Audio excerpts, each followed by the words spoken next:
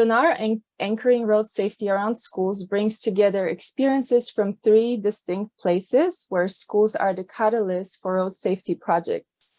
We hope that different cities and stakeholders tuning in today can learn about interesting insights and also share their own, as many cities still need much change in how walking and cycling can be the safest and most convenient modes of transportations for the school kids, but also caregivers, the elderly, and everyone else in the cities.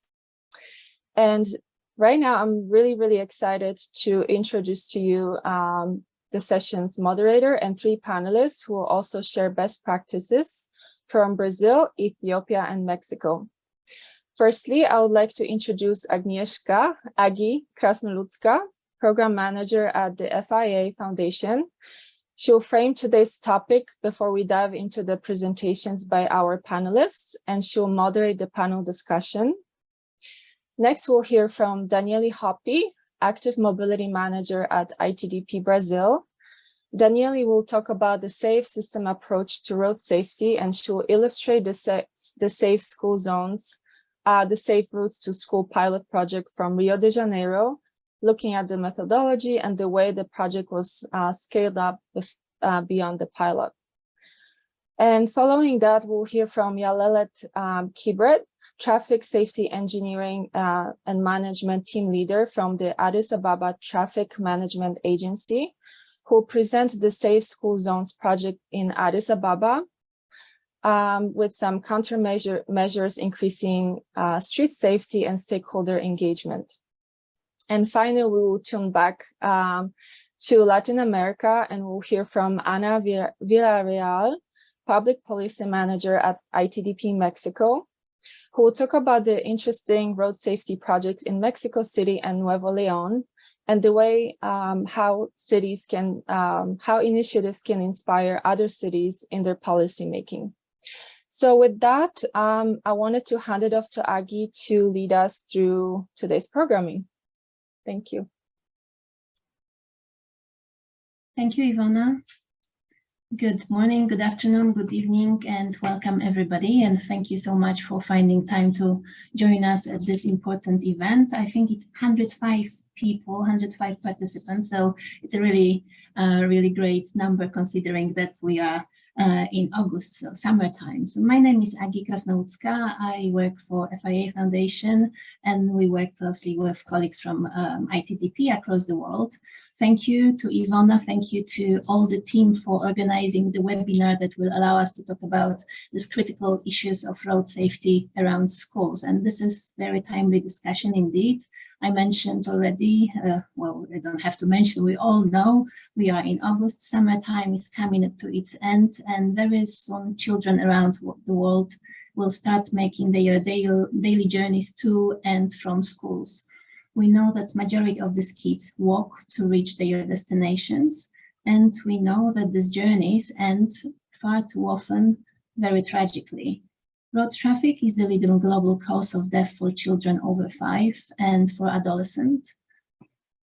Taken together, road traffic injuries and ambient air pollution, to which traffic is a significant contributor, kill at least 500,000 children and adolescents each year. That's a tragedy.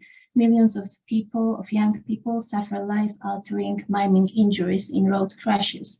And we really need to remember that behind each fatal number and behind each statistic is a face, name, a real story of a child whose dreams might end if we, adults, not respond to crisis on global roads. Addressing issues of safety around schools is a vital part of the FIA Foundation work. The Child Health Initiative that we host and that brings together global practitioners calls for transformation of urban streets by 2030 into safe, low-speed and accessible space that puts people first by deploying what we call the speed vaccine: safe footpaths and crossings, protected cycleways, maximum 30 km/h speed limit anywhere children and traffic mix. This is a simple policy prescription, but it's for a serious implementation of the safe system approach, with a focus on safe and healthy journeys for children and for youth. This is a vision of the world designed to ensure that no one gets hurt walking to school or hanging out with friends.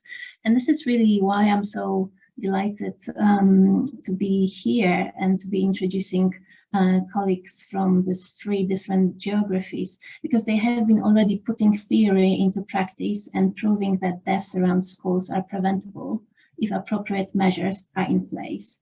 Ivona already mentioned we will listen to colleagues from Brazil, from Ethiopia, from Mexico, and explore how Safe School Zones project address mobility of the most vulnerable people in the city, children, youth.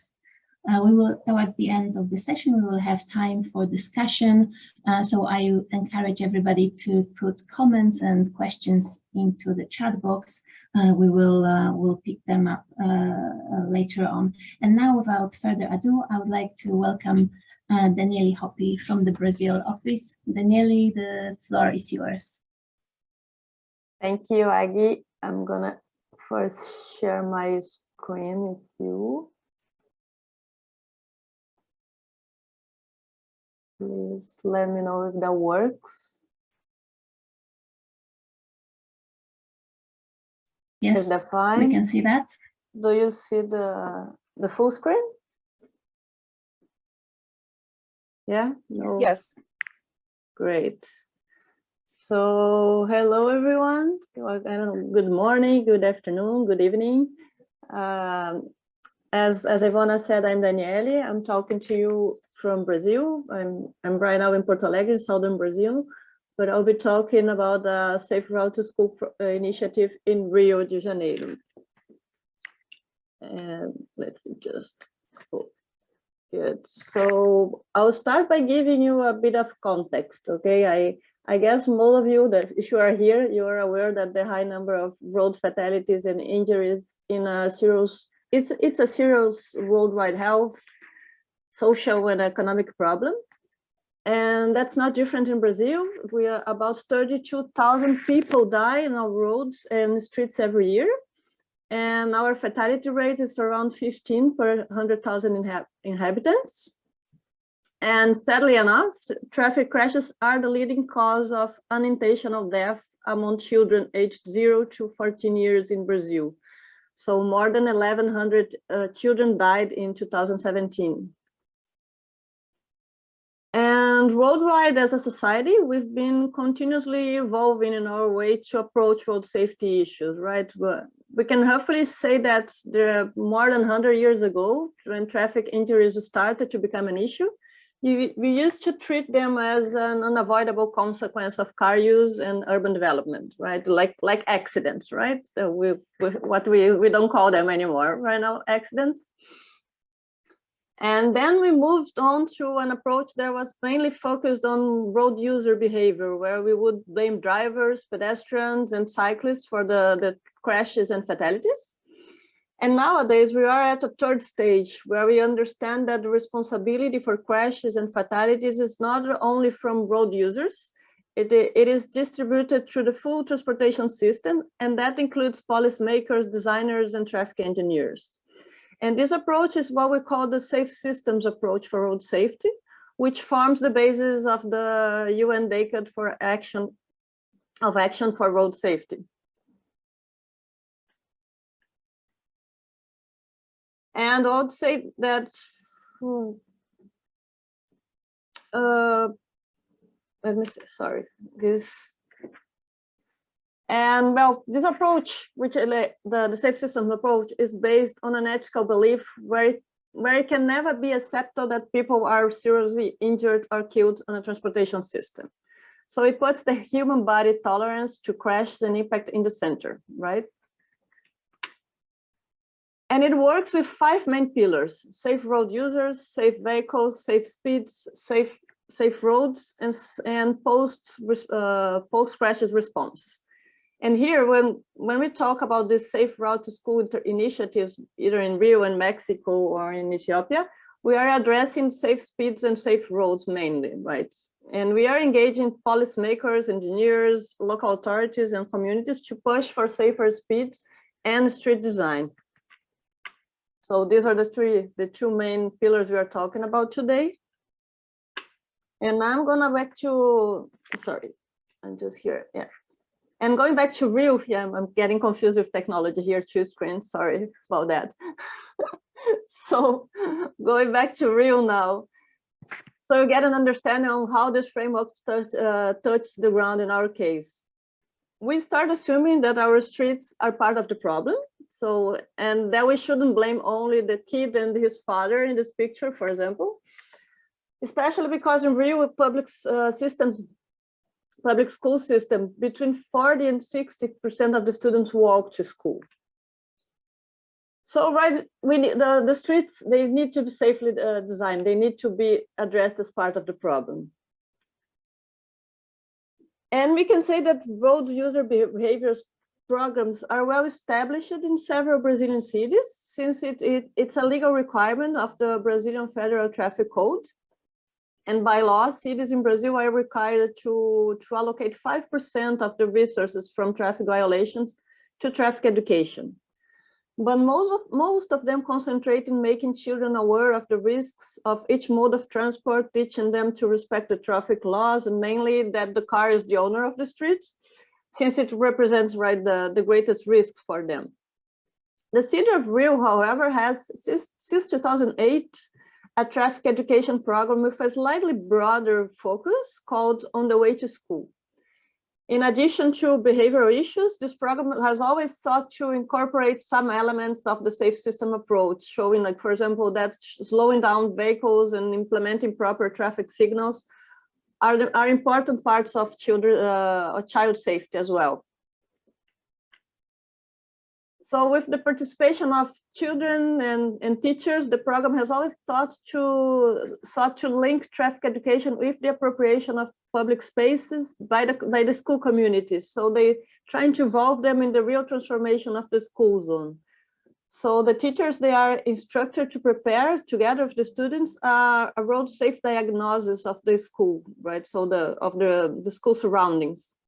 They generate a risk map where the children, they identify the points where they feel unsafe and they can suggest solutions for that areas. And although the final objective of this program has always been to achieve the implementation of road safety improvements in the school zone, out of more than 600 schools served with the program since 2008, many of them had small improvements like crosswalks installed in front of the school, but only a handful of them had more significant road safety improvements implemented. And then in 2021, ITDP came with the help of the FIA Foundation to improve this program, to improve the outcomes, right? We took their methodologies to try to improve and to add other technical content, to engage the traffic engineering department as well, because this program is run by the education department. And we needed to have a better engagement with the technical part, so we could get to actual real transformation around the schools, right? So we mapped the internal process of the program. We sensitized the technical team. We helped the elaboration of guidelines and the definitions of internal workflows. We brought new methodologies to map the school surroundings, to monitor road safety risks. And we did all that through a pilot intervention, right? We engaged the staff of the traffic engineering department in Rio, and they were part of these pilots. We built the pilot with them through a series of workshops. And we also shared with them all the results of the discussion with the students and with the teachers. So we could actually see that most of the input coming from the schools was very similar to what the technicians also could see around the school, right? Sometimes we add more a more sensitive view, because these people are there every day, and technicians are normally go there to do like a field assessment once in the lifetime, and then they go back to see how is implementation going. But these people and the students, they are there every day, right? So they are two complementary approach that should get together to build the real project. And that's the pilot. The pilot intervention was in the Realengo, in the western area of Rio, and they managed to get attention from. We presented the program to other departments in the city as well. We managed to get attention from other departments, from the mayor office, and it was at the end it was launched as a citywide initiative. So they already launched the pilot as part of a revamping of this program, this existing program, where they would engage all the departments at the traffic engineering company, and also with other secretariats, other departments in the city. And we actually managed to have a very good media coverage as well. We had these guidelines explaining what the program is about, reports explaining the flows of this revamped program. And then they had the first replication in the beginning of this year. And the program it's now they have a goal of 18 areas to be improved by the end of this year. And the program has already been recognized by a citywide program aimed at combining all the initiatives that deal with community engagement and especially with children. So the first program to be highlighted citywide was the On the Way to School. It really it got a lot of attention from other city departments, and it was also recognized. This you see on the left bottom, there is this short. It's a thank you note that was prepared by one of the schools, thanking the team of the traffic engineering company for their great work, and showing how the community was happy about the implementation. And now they've already implemented 6 of these 18 in schools areas that are meant to be implemented by the end of this year. They have now new staff recently hired to scale up the program and accelerate this implementation and the design of the new areas. And of course, there are still a lot of improvements to be done, and like I would say, in future replications we still have to work with awareness raising in the communities, because it's still an issue when you start to take out space from cars.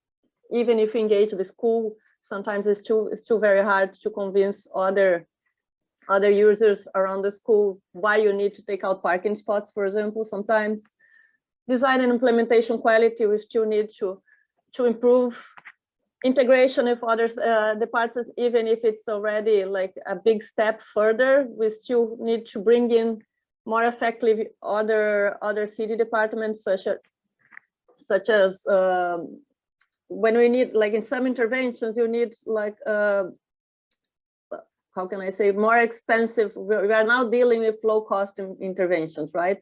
In some areas, especially if you're dealing with major arteries, for example, you need higher investment and construction. So we need to bring in other city departments to be able to do that, and also to monitor and the implementation and track the impacts of these interventions. So this is a broad overview. I'm available to talk more if anyone wants to discuss details on the initiative. Thank you very much, Daniele. It's a really brisk overview of very complex and time-consuming and effort-consuming project. So there is plenty to discuss more during the Q&A session. But now I wanted to take us to Africa, to Addis Ababa, and introduce Yalalet Kibret. Yalalet, the floor is yours.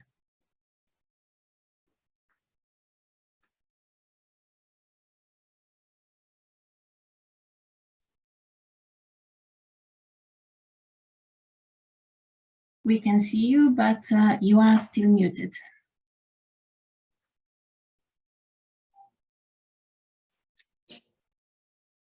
Good morning, good afternoon, and good evening, everyone.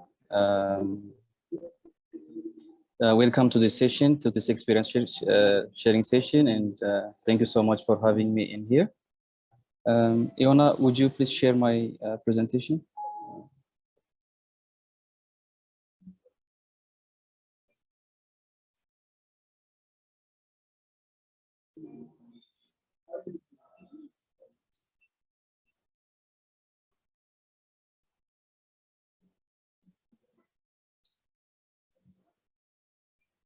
It should be visible. Yes, thank you. My name is Janeiro. I am from Traffic Management Agency. My role in the agency is Traffic Safety Engineering and Management Team Leader.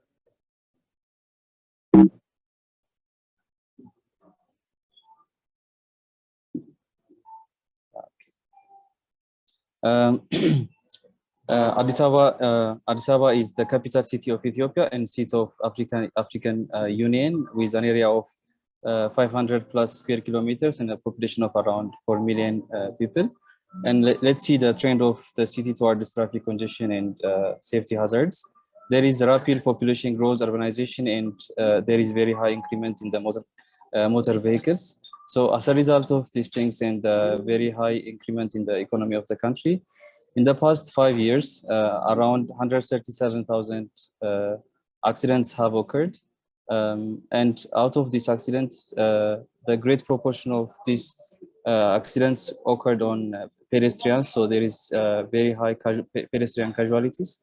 And out of this amount, this quantity of accidents, around 9,000 accidents occurred around school zones, which is nearly 7% of the accidents.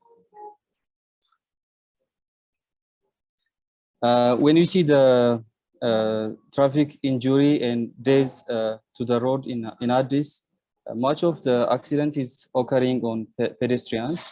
When you see injury, almost 2 accidents out of 3 accidents is occurring on pedestrians, and on days from 5 days, 4 of them are happening on pedestrians. So 67 and 82% of days is happening on pedestrians. So very great attention has to be given to these vulnerable road users, pedestrians, when you see the case in Addis.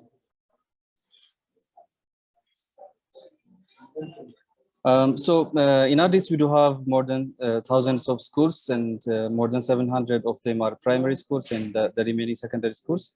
And around 80% of them are privately owned. Even if we are having these many schools in a city, most of the school zones are prone to accidents.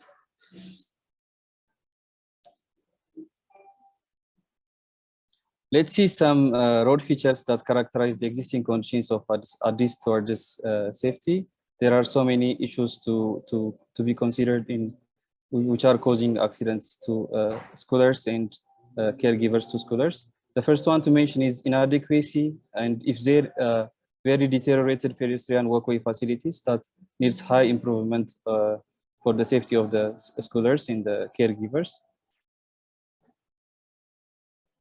The second to mention is absence of safe crossing facilities, because crossing facilities are very high requirement for road users, because these facilities or these requirements are conflicting points between the motorists and pedestrians. So high attention has to be given when we safety inspect most of the schools in Addis. Next, please. The other very critical thing in the corridors of Addis, and especially on the school zones, is because of absence of inadequacy of parking facilities in the city. Most vehicles are being parked around the school gates, and this is causing many problems because of especially the height of the students. When they are crossing the road, they cannot see the road, and the road users or the drivers are not able to see them. So this is causing so many accidents in the city. And the first one is, as mentioned, there are so many schools, but most of the schools are lacking road furnitures and convenient geometry, which protects motorists from speeding and enhance the safety of the students. The fifth one is beside the road characteristics. When you see the road users' behavior, there is a very aggressive road type of road users' behavior and patients deprived type of road behavior. This is also causing another problem to the general safety of the city and the school zones as well.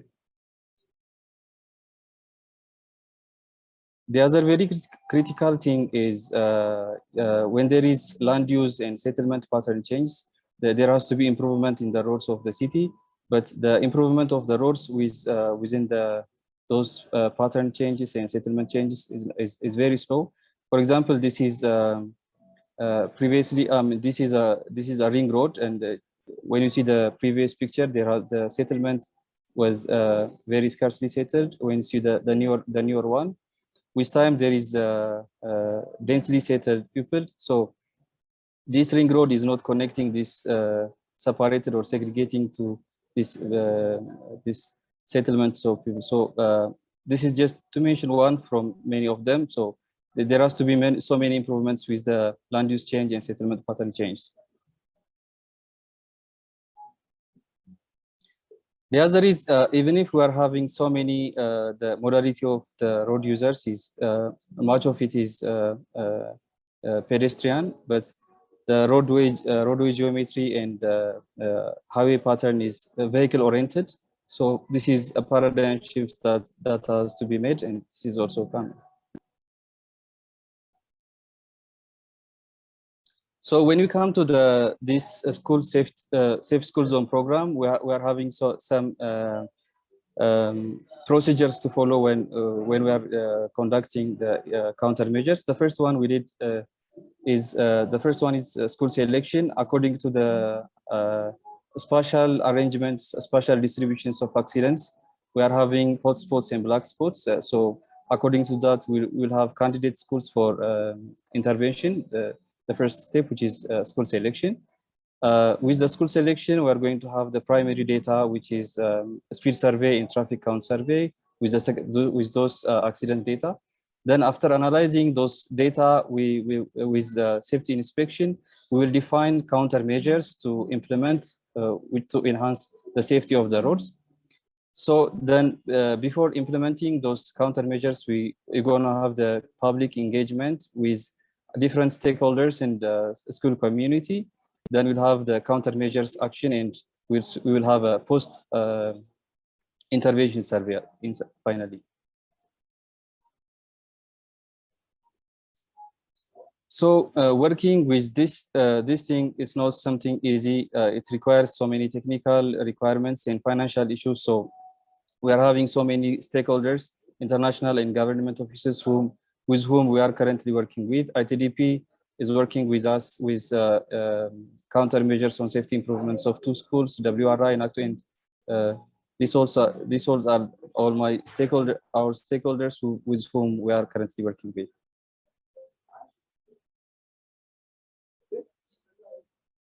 So when you see the institutional arrangement in our office, traffic management agency, we have a dedicated team, traffic safety engineering team, which is dedicatedly working for traffic safety of our road conditions. And especially for this safe school zone project, we have a dedicated person who is working for this project. And we do have a yearly plan of working on countermeasures towards improving safety of school zones. And we do have the evaluation of this intervention each month. So when we see how we could fund these requirements, previously in the previous years, we didn't have a dedicated budget for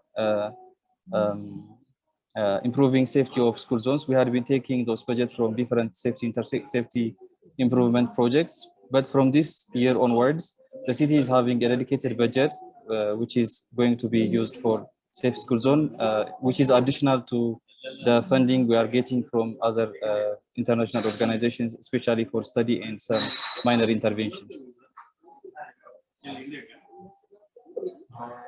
So having said all the problems that are currently residing in the city, the Traffic Management Agency, TMA, is working on some improvements in the safety countermeasures toward the safety in the city.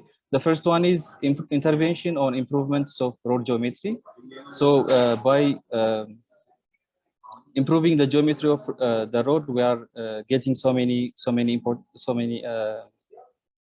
advantages. The first one is we are getting retrofitted spaces from motorists to pedestrians, which is more convenient for pedestrians to use the road. The other thing is the crossing will be shorter with the improved geometry, and it automatically reduces the operational speed of vehicles, which is a big step forward for safety of the road users. The second intervention that we are conducting on is reducing the motorway widths, especially on areas where the residents are highly available, which the significance of it will be it avoids parking vehicles, especially around intersections, and by narrowing the motorway widths, it also reduces speeding. It's a way forward for safety.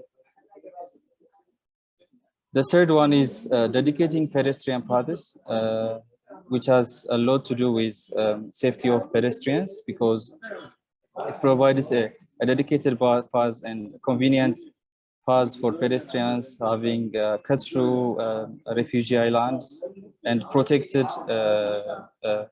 footpaths from illegal vehicles. And the fourth one is especially for those road users who are patient deprived, fencing is another good countermeasure for enhancing safety of road users. We do have fencing on the pedestrian side as well as on the median side, which segregates pedestrians from the motorists and avoid illegal pedestrian crossing, especially the median ones, and it also avoids illegal U-turning movements of vehicles for the safety of especially the pedestrians. So the last countermeasure mentioned here, but the significant is worth mentioning is speed calming interventions. TMA is working on speed calming interventions, which is very effective in minimizing accidents in the city. The first one is reducing speed limits. Previously, the roads were motorists oriented. They used to have an operational speed of 80, 70 kilometers per hour. Those speeds were reduced to 40 and 30 kilometers per hour that are more friendly to pedestrians. And the second thing is by installing obstructions on the roadway. It can be either vertical obstruction or horizontal obstruction, as can be seen on the figure. The first one shows vertical obstruction, which is installing speed humps. It can be a concrete asphalt speed hump or a rubber speed hump, which is an impedance for road users to reduce speeding. The other thing is horizontal obstructions by installing or by providing chicanes or a zigzag type of horizontal pattern on the road, which automatically will let the drivers reduce their speed. The other very important thing for improving our safe zone in our schooling is educating the schooling community, is educating the schoolers and those caregivers so that they will be very sensitive to safety in their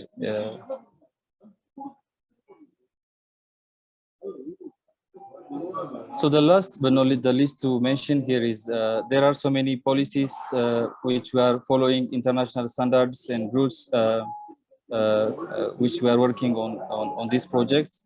We are having, as I mentioned it, with WRI and ITDP, we are having so many school zone projects which we are currently working on. That's all. Thank you very much. Thank you very much, Yalalet. Great work and a lot of really good ideas and tips for everybody else who would like to work on similar project. And I can see that there is already quite a great commentary of your project in the chat. But we now going back to Latin America and to Mexico, and it's my pleasure to invite Ana Villarreal, I'm sorry, Ana, from ITDP Mexico. Over to you, Ana. Thank you so much, Agi. I am going to share my screen. And wait. Oh. Hold on. Here we go. Sorry. Can you see my screen now? Yes. Excellent. Well, thank you so much. My name is Ana Villarreal, and I am Public Policy Manager at the office in Mexico. And today I wanted to talk to you about some of the activities that we're carrying out as part of our project Vision Zero for Youth, which we have the general support from the FIA Foundation, and focusing on how we can promote road safety policies focusing on children at different scales. So I'll be talking a little bit about the evolution of this program and how it has been scaled up from very local interventions in a school setting to more widespread metropolitan policies and how that change has come about. Oh, sorry. I'll try to be brief. Danielle already talked about the importance of the safe system approach and why there's no single solution, but you need to consider the interrelatedness of different elements when you're dealing with road safety.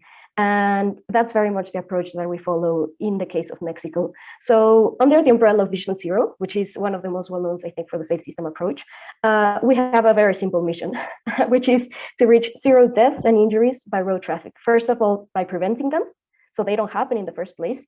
But we know that we're all human, we all make mistakes. So even if they do happen, we want them to be as less severe as possible. And we do so by focusing on 4 main pillars. Danielle mentioned the 5th one, which is vehicular safety. That's not our strong suit. So we focus mostly on the traditional 3's, which is engineering and how infrastructure is designed and implemented and the quality of it. Enforcement, so how our regulations design the type of risky behaviors that they try to address and how are they enforced. Education, so how do we build this safe mobility culture where everyone can share the road space safely. And another very important pillar is road safety management. So by that, we mean it's often a bit of an abstract concept, but how are institutions designed, how they interact with one another. We saw in Addis Ababa's presentation how many actors are involved in all of this. So how are they coming together? And more importantly, a very important aspect of it is data collection. How is data collected? What information do we have? And how do we make sure that the policies that we are promoting are based on evidence? And we take this Vision Zero approach and apply it to the school community. So basically, we want to make it as local as possible and bring the focus on our most vulnerable users on the road, which are children. In Mexico, road crashes are the 2nd cause of death for children under 14 years old. And so we want to bring attention to this issue and make it as real as possible in the school communities as a way of building support for more comprehensive policy frameworks that can be scaled up eventually. So it's a bit of the first space to bring attention to the issue and communicate how important it is. The work we do, a very quick overview. Right now we're working in two countries. We work in Mexico as well as in Costa Rica, and we organize a series of different activities, from the Walk and Bike to School Day to road safety interventions around schools by the application of the traffic conflict analysis and tactical urbanism interventions. We also support in the development of road safety plans and strategies. So to not just keep those local interventions on infrastructure, but how can we institutionalize it and make sure that there's continuity between programs and activities. And another very important part as well is evaluation. So carry out evaluations of public policies and make sure that they're working and make recommendations in case that they're not. So it all started in 2017 with our first Vision Zero for Youth project. And this one focused very much on a single school in Mexico City. We carried out a series of road safety workshops. We carried out the Welcome Back to School Day, and we carried out tactical urbanism interventions at the school. Every year since then, it has been evolving and it has been kind of expanding. So the following year, we had the participation of 5 schools in 3 boroughs of Mexico City.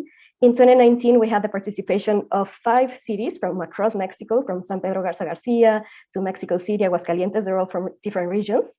In 2020, we couldn't carry out any activities due to the pandemic, but last year we had what we call a tri-national celebration. That is, we partnered up with the National Center for Safe Routes to School in the US, and they were very helpful in helping us identify possible hybrid activities that we could carry out with children in case they were not back at school. We also partnered up with COSEBI, which is the Road Safety Council for Costa Rica, and their education ministry, and they managed to get the Walk and Back to School Day into their Safe Routes to School national program. So they managed to carry out activities with 98 schools across the country. And in Mexico, we partnered up with local organizations in Monterrey, and we carried activities in 9 different schools in 3 different municipalities. In Mexico, it's very localized, and you have to work with each individual school. So how do you scale up these activities? As you can see, the Walk and Back to School Day, it's a very, very useful activity because it lets you bring attention to what is happening around the school surroundings and build a lot of momentum and kind of get decision makers involved in more aware of what they have to do. So right now I want to talk to you about one very specific region that we work in, which is the metropolitan area of Monterrey. Nuevo León, the state where Monterrey is located, is the state with the highest number of road crashes in Mexico. 20% of the crashes registered in the country happen in this one state, and 90% of them happen in Monterrey's metropolitan area, which is a very car-centric city. And most importantly, 2 out of 3 collisions are vulnerable users. They're pedestrians, they're cyclists, and an increasing trend that is very worrisome, they're motorcyclists. And obviously children are very, very vulnerable in this context. So our work in Monterrey started with San Pedro Garza Garcia in 2019 when they started participating in the Walk and Back to School Day. Back then, we organized activity with 3 different school districts. More than 100 children participated, and what we do, we give them little magnifying glasses so they can point out the things that they like and they don't like in their own streets, and they manage to communicate those experiences with the decision makers that participate in these activities. So based on San Pedro's experience, and at the time, this happened in the context where Nuevo León was in the process of approving their new sustainable mobility and accessibility law. And this law requires 2 very important things of each municipality, which is, first of all, that each one should have their own road safety plan and have a strategy of how they're going to tackle road safety. But most importantly, they have to coordinate their actions with the state as well as with neighboring authorities. So we have a lot of fragmentation in this metropolitan area. Each municipality works individually most of the time. So San Pedro, having come up from the Walk and Back to School Day activity, they decided to lead the way in generating the first road safety strategy. And San Pedro is a very wealthy municipality. It has a lot of influence in the metropolitan area. And so what we did, I should have a picture there. Sorry, there it is. We started out with training sessions. So we gave context about the road safety situation in Monterrey. We explained the Vision Zero and the importance of the same system approach, and we started to carry out actor mapping and goal setting with different members of the local authority. After that, realizing how important it is to have good data and to have a good diagnosis, we focused a lot on generating that evidence and kind of trying to identify priorities based on the data that we do have. And that is the process in which we are right now. The municipality is working on its road safety strategy, and they're trying to get everyone on board with the goals. In parallel with this, last year, there was a very important election, a midterm election in Mexico. So Nuevo León was choosing a new governor, and the municipalities were also choosing new heads of government. And what we did, we tried to position road safety in the political agenda. And so we came up with this communication campaign to make sure that the candidates committed to road safety by 3 simple commitments. First of all, by reducing road deaths and injuries by 50%, building safer streets for everyone, and saving the lives of children. They sound very obvious, but the way to get there is very, very complex. So we had a little packet of possible activities that they could carry out to help improve road safety. But we very much wanted to bring and make real what they could do with these commitments. And we got 5 candidates to commit to road safety, including the elected governor of Nuevo León, the elected mayor of Monterrey, and the incumbent mayor of San Pedro Garza Garcia, who was going up for re-election. So we have these three very important actors in the metropolitan area committing to road safety and then pushing through it. We also had events in which we had the participation of local and national civil society organizations to further bring attention to the issue. And obviously this was linked with the Welcome Back to School Day celebrations, in which, for example, the children were able to tell directly to the new mayor of Monterrey the things that they didn't like about their community, the things that they would want to see changed, and the things that they enjoyed as well, but very much to share their own experiences with him and to let him know firsthand what it feels like to walk to school. And at this celebration, he actually announced that he would be redesigning 50 street crossings to make them safer. So after this campaign, the state government, since they now have to all work together, and it's very important that the mobility law requires them to coordinate and have common actions and goals, the state government created this roundtable for metropolitan coordination on key topics. And one of the key topics that was included was road safety. So we started out carrying a series of workshops with representatives from the 14 municipalities that make up the metropolitan area in order to start this whole process of creating a road safety vision and the kind of activities, the most basic ones, that the municipalities could start working on together. So based on this, sorry, my computer, we came up with a very general vision based on the workshops where we had actor mapping and goal setting. We came up with 4 main goals to be completed by 2024, which is have safe road infrastructure through the development of standardized criteria for street design, so we don't have any weird changes between municipalities, as well as law enforcement. Last year, Mexico at the federal level approved a new road safety general law. So now we want to make sure that the traffic regulations for each municipality and for the state, that they're up to date, that they're reviewed, and that they're improved, and most importantly, that they're standardized across the metropolitan area. In terms of road safety management, we want to make sure that there's a reporting system to make sure that the data collected by the different actors at different times during and after a crash and before, that they're geo-referenced, that they're traceable, and that they can be compared to make sure that we can measure the impacts of the activities that we're having.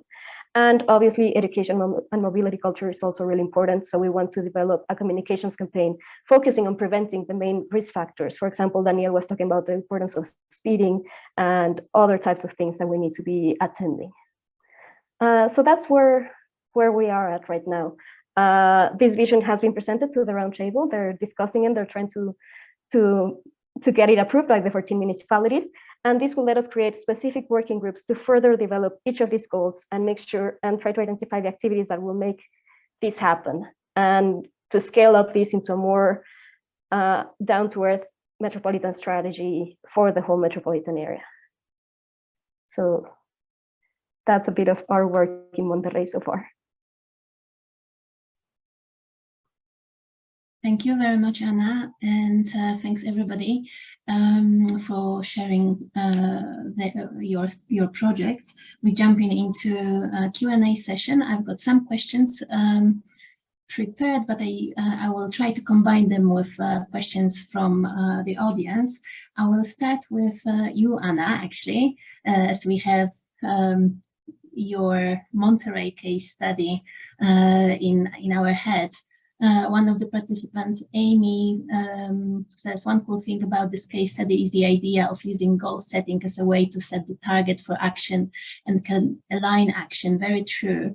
And I think it's one of the directions for everybody who would like to uptake this kind of work. But what I wanted to find out is the connection between political discourse and accountability, how to ensure that what is committed during the campaigns is then implemented and converted into action. That's the difficult bit.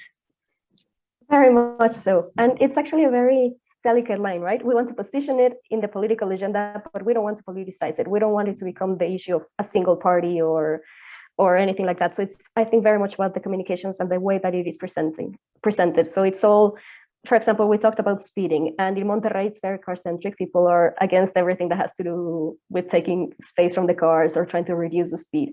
And I think once you frame it in terms of, we're not trying to limit you, we're not trying to like get with your freedom, but we want to save the lives of children. We want to make the streets safer for everyone. That changes the discourse and it makes it palatable for pretty much everyone, which is important, why also focusing on children is so important.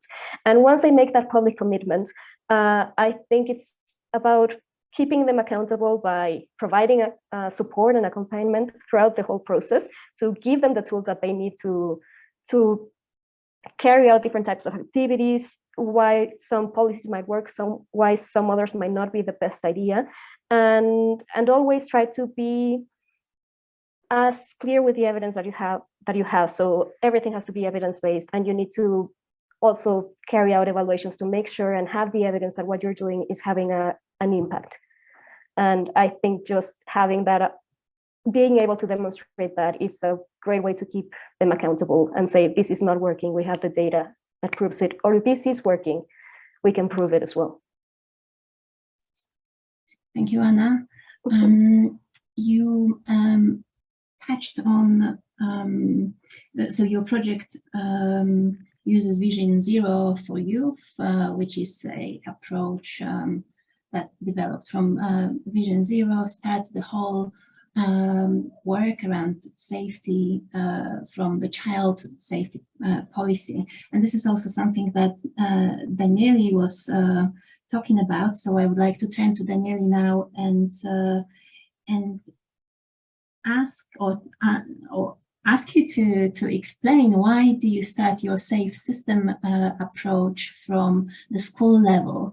Why is it a good place, and can school become a catalyst for action to improve the whole environment, the whole community?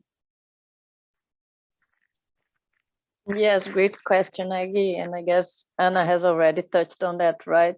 And I feel like, well, as a society, it's sustainable, and it's a smart strategy to focus on our children, right? They are our future, and if you go to road safety concerns, that their bodies are more fragile, and injured children, they can take longer time to recover, right? The costs for society, right? They can be longer because they are so they can be like get a treatment from early age to probably their whole lives when they are seriously injured in the childhood. So, and we are also addressing not only the children needs, we are also addressing the caregiver needs, right? So it's as smart as a strategy to touch the subject of schools and to improve school areas. And I guess to that you can add the political and the aspect and the communication aspects, right? Because it's a good argument to convince politicians and the society of measures that can have a high political cost, such as reducing speeds and removing car space.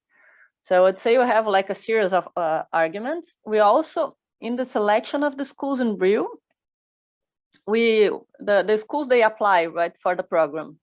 It's not that the city goes and select the schools. The schools have to apply, but then they have like a huge waiting list. So we had to draw criteria for the selection of the schools.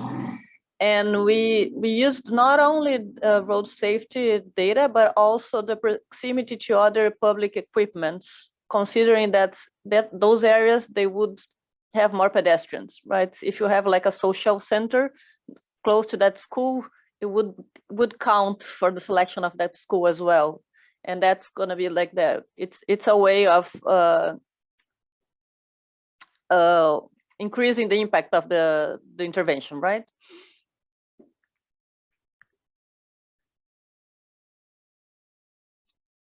Thank you.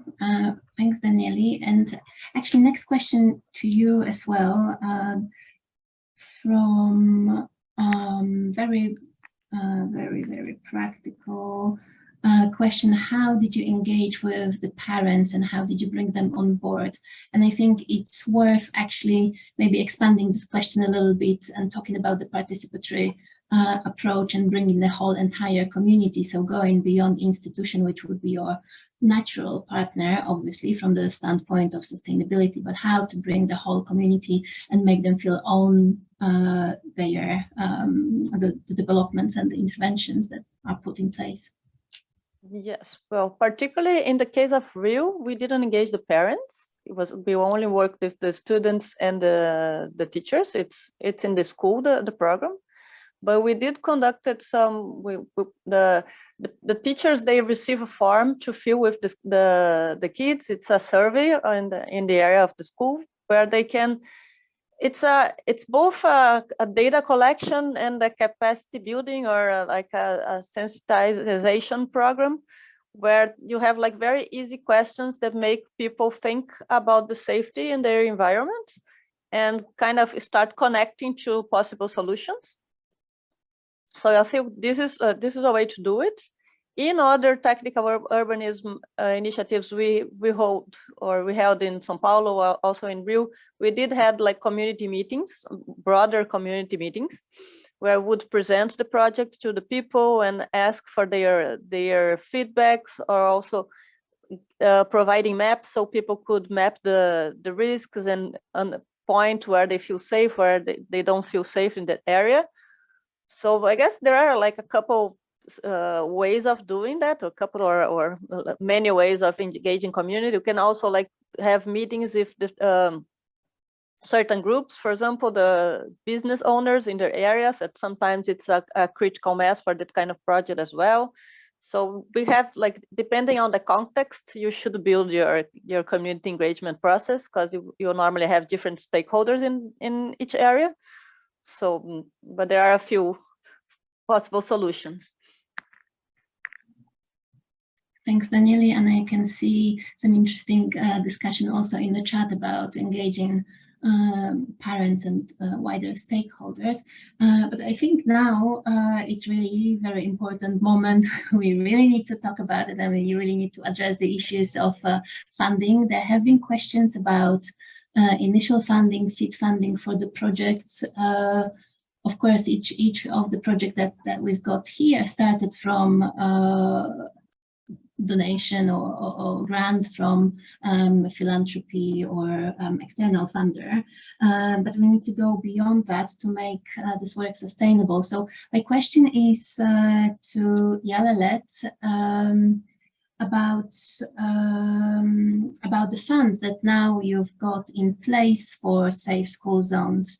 How difficult was it, and how did you manage to achieve, and what would be your advice for colleagues in Ethiopia, colleagues in Africa, colleagues around the world who also see the importance of this work and would like to start?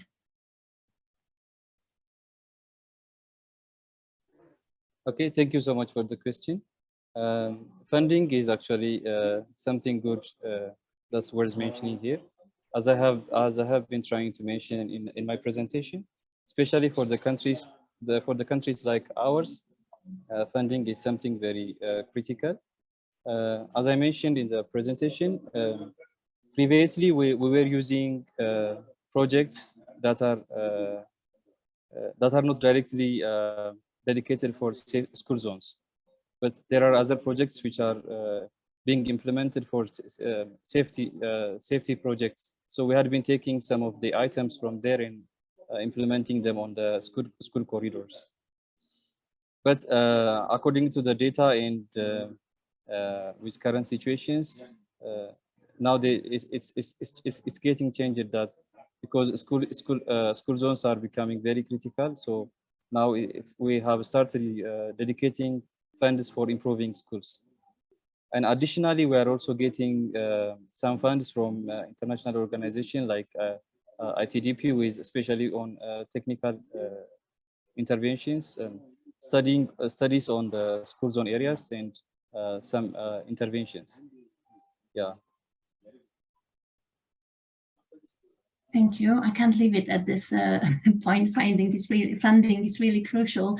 So I wanted to open this question to Anna and Daniele as well. What is that you do, or what worked in the past that enabled your work to unlock funding from governmental sources, authorities, to make sure that this is sustainable, long-term work? Can I start? Yeah. Well, I guess in the case of Rio, we targeted a program that had already some level of funding. As I mentioned in my presentation, 5% of the fine revenue is used for education programs. And what we did was to help the part of the staff in the city that was already interested in that, but helped broaden the scope of the education program, right? So what was used to be like only a behavioral program is now also a street design program. So in this way, we think that the resources are better implemented. They have better outcomes. It's optimizing the funding that we already have. And on top of that, we also managed to present, like, I guess it's internal communication and external communication. I would say it was important in this case in Rio, because the presentations to the mayor office and to people that were close to the mayor helped bring attention to the program and made it become like a citywide priority. And also the support we had from the media also helped to bring visibility and make the city set that as a priority and put funding on that in a longer term. Thank you, Danieli. Anna, would you like to add anything? Yeah, it's a very complex question, and I think there was an easier answer because it's one that we hear as well all the time from municipalities all across Mexico. And well, I have perhaps a very particular example, and that was the first school that we worked with in Mexico City. So the first intervention that we carried out was a tactical urbanism intervention after we carried out a series of measurements with the CCA to help improve the redesign of it. But basically, during the Welcome Back to School Day, the children painted kind of the street and extended the pedestrian space, and then it was set aside by a series of buckets used as bollards, I believe they're called. And it worked so well, and we demonstrated that it was a very dangerous crossing for the children going into the school. So every single morning after that event, the principal would bring out the buckets and put them back in their place. And so she started going to her local authority and asking them to please make this intervention permanent, and eventually they did. Now it's a concrete. The sidewalk has been extended and it's become permanent. But it was very much by the demands and the support of the school principal and the whole school communities that were like, we want this change made. We've demonstrated that it's safer for our children, and that kind of made it permanent. It's a very particular case, I am aware, and the issue of funding is very difficult for a lot of municipalities. And I believe in ITDP Mexico, we developed a guide. It's called the High Impact Interventions with Low Cost, High Impact Interventions. I believe it's only in Spanish, but it's a guide basically that tells municipalities the type of activities that they can carry out to improve road safety without necessarily investing a lot of money into it. So I don't think it's translated yet, but it might be useful at least to some municipalities in Latin America. Thank you, Anna. And everybody, we are really running out of time, but I hope you won't mind if I ask one quick question to all our panelists. Data is always very important in the process of road safety, designing safety solutions. I just wanted to ask all of you and ask for a very brief answer. How do you use data to demonstrate effectiveness of interventions that you put in place? Janet, shall we start from you? Sure. I think it's very critical to consider this. Especially safety interventions has to do with speeding. So before intervention and after intervention is something that's critical for these projects. In our case, we are always conducting, as I mentioned in the presentation, because before the intervention, the great problem for the safety is speeding. So the intervention has to reduce the speeding as far as the intervention is appropriate. So if the speeding is reduced, and at the same time, if we, especially if we consider pedestrians, where are they? Which road are they using pedestrians? I mean, to cross, or which? I mean, when they are walking, are they using the carriageway when they are walking, or are they using their dedicated paths, pedestrian paths? So this data will give us a good result for the intervention, how effective the intervention is. Yes. Thank you very much. Daniele?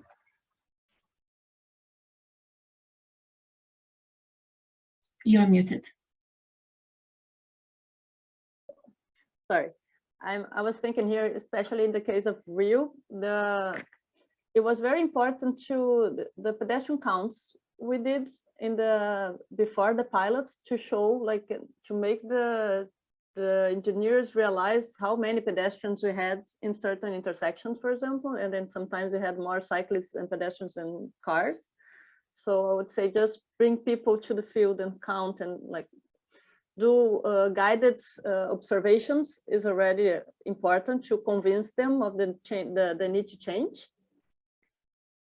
And monitoring is also important. We're still working on that, but especially because the interventions are small scale, we need, that's part, I guess, the future improvements that we need, how to monitor these small scale interventions and prove in the long term that they bring safety, right? It's right now, because it, like, if you focus on fatalities, it takes long to get this data, but you can also focus on public perception, right? We did some interviews asking people if they felt safe or safer after the interventions, and then we got a positive feedback. So I would say, while you are waiting for actually the road safety data, you can ask people and get that kind of qualitative information that it also helps to support, especially when you're talking about convincing politicians. When you get people's feedback, it's important for them. Thank you, Daniele. Anna? Yeah. So in terms of measurement, for the interventions, a lot of the interventions that we've carried out in school contexts, I've mentioned it a couple of times in my presentation, but I didn't really go into detail about it. We use a methodology called the traffic conflict analysis. And what is different about the TCA compared to how sometimes it's traditionally done is that it's a preventive approach. So rather than trying to intervene places that already have very high mortality rates or very high accidentality, we want to be preventive, and we want to kind of intervene the infrastructure before a crash happens. So we focus on conflicts, and the idea is that a conflict is something something that would result in a crash if the people involved did not change their behavior. So for example, if they didn't veer to the right, or if the pedestrians didn't start running across the street. So that is kind of a conflict. And there's various degrees of how severe they can be. But they give a very good indication of where potentially a crash could happen. And so we carry out this methodology in school surroundings. We start by carrying out an initial measurement of how is the infrastructure at that moment and what kind of conflicts are we seeing. Then we use that information to help inform the design and kind of try to address those problems. After the intervention is done, I believe we wait 3 to 6 months to let traffic and kind of the behavior go back. And then we carry out ex-post analysis. So we measure again to see if there was any change in the number of conflicts. And that can help give us a sense if the intervention worked or if it didn't. And then go back and redesign if it's necessary, or just to have that baseline and see if it was useful or not. But that's been very useful in school communities, especially. Thank you, Anna. I think we really need to stop here. On my part, thank you so much to everybody, to wonderful presenters, to participants. Thank you for questions, and I'm sorry that we haven't answered them all. I'm sure there will be another opportunity for discussion and exchange. Have a good day, everybody, and I hand over to Ivana now. Great, thank you so much. This was very rich. I know we went over time, so I'm really appreciative, and I'm happy to see all the people that stayed longer. So we're super grateful. So unfortunately, we ran out of time. Hopefully these dialogues will be continued. Thank you so much, Agi, for moderating, of course, Danieli, Yalelek, and Anna for presenting, and our audience for tuning in. I do encourage you to subscribe to ITDB's email and check our social media for upcoming events. If you want to learn more about mobility for children specifically, ITDP is launching a course on access for babies, toddlers, and caregivers. So inquire in the link I shared in the chat. I think it should be there. Also in September, we are kicking off the programming with the 2022 Sustainable Transport Award winner, the city of Bogota, Colombia, and I'm happy to announce the keynote event with Bogota's mayor, Claudia Lopez Hernandez, which will take place on September 7th. So please join us to get some firsthand experience of Bogota's mobility projects. And we will also have a more technical session, a webinar with experts from Bogota on October 5th. So stay tuned for these sessions. And again, thank you so much, everyone, for joining in today. We'll share all the materials in a follow-up with you. Thank you all. Thanks, everyone. Bye-bye. Thank you.